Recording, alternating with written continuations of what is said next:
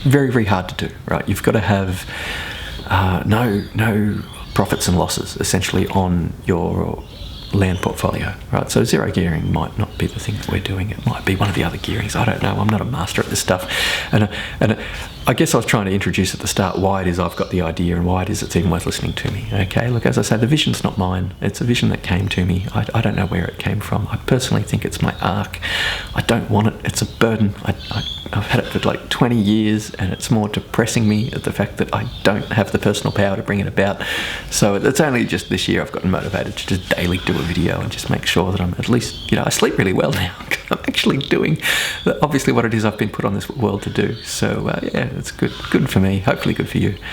But okay, so in all the wonderful things in my life that have happened and the various educations I've gotten, and I've had a lot, this vision has clearly been something that a higher power, I don't know if it's aliens, I'd like to think it's God. I'd like to think I'm a spiritual being. I'd like to think that this crazy life path I've been afforded, very, very difficult, but I've learned a lot, and I've rubbed shoulders with people of all walks of life, and I've certainly got a lot of empathy for the needs of people in a range of situations, and I really feel that it's certainly made me want to bring this vision about, but at no point have I had to refine the vision. As I say, it's not an idea I had.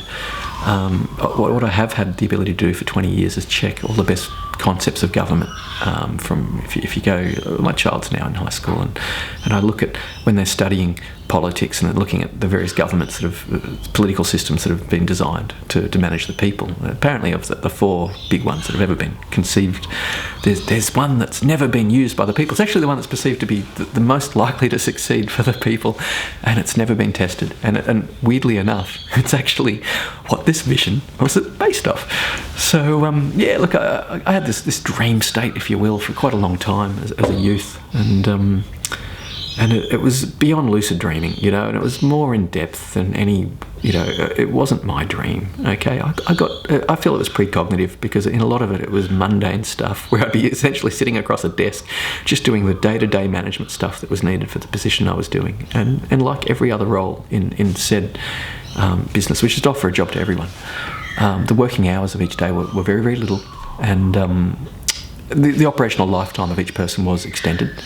But we'll get into that in a minute. I don't want to sell work before I sell joy, right? So let's get back to the concept of zero gearing, and what I understand a little bit about property is that in the current market, right, the people with the money, what they do is they don't want their assets generating wealth. They don't want to lose the wealth on their assets and then get tax credits that saves them, and they essentially make money in other ways.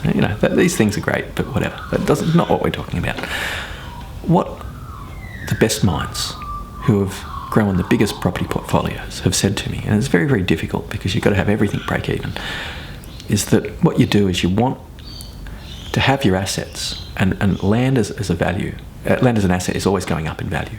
And so really what you want to do is just go to the bank to have them essentially reassess the value of your wealth, of your assets, your portfolio, and have them offer you more money. And then you take that more money and then you use it to grow your portfolio. And look, if we're doing this on a wide-scale rollout level, if we're taking valueless land and growing communities, and I'd aim for sizes of 150 to 300 people, because that allows enough specialisation in each little block to have the candlestick maker and the butcher and the baker all needs met for the people in those areas. Not saying that we wouldn't have a monorail, fast transport system and major infrastructure that's available to everyone in very, very little time. Definitely. But to create smaller sectors and to really raise the quality of life, put in fantastic housing, make sure that the schools are operating at a fantastic level of education, that when we take away the woes and the worries of the people and we operate on quality of life and we really focus down on happiness, what we find is that there's going to be a lot of fears that just drop off. There's a lot of isms that are just going to drop off. But I'm not asking for anyone to go outside of their comfort zones. Okay, so ideally, with technology that we've currently got, the ability for people to be able to vote for the things that they're after, and on a scale rollout that's big enough, you can account for everything, right? And so ideally that people get to form little groups that suit them. And I've had people start to challenge me at this point, going, what about the racists? And it's like, yes. And I've been able to answer them in ways where after 15 minutes, they're like, brilliant. It all freaking works. And I don't want to empower people that are socially unhealthy, right? I don't want to, and it doesn't have to. We don't have to. But there are ways that we account for everything, and this video won't necessarily cover that. But look, needless to say, there's a lot of rednecks in Australia. There's a lot of people with a lot of isms that don't want to rub shoulders with other people. And I believe in the scale of the rollout that we're doing, you can be happy in your own little subset, because believe you me, there's a lot of people who don't want to rub shoulders with you either, right? So I'm not trying to have an opinion about this. I don't have to, right? That's not my role. My role is simply to help set this up. I believe help get the word out there. But at the end of the day, I want to be creative, right? So let's talk about income stream. Number one is that we build a lot of stuff, right? We build a lot of primary assets that are worth money, and they are. But let's let that flow into number two. Number two is where we've got creatives, right? Creatives who are happy to create.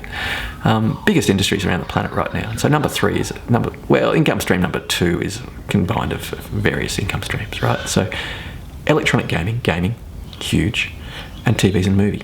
Now, believe it or not, gaming is worth more than TVs and movie, right? That's a switchover that's happened, and I think nobody saw that one coming.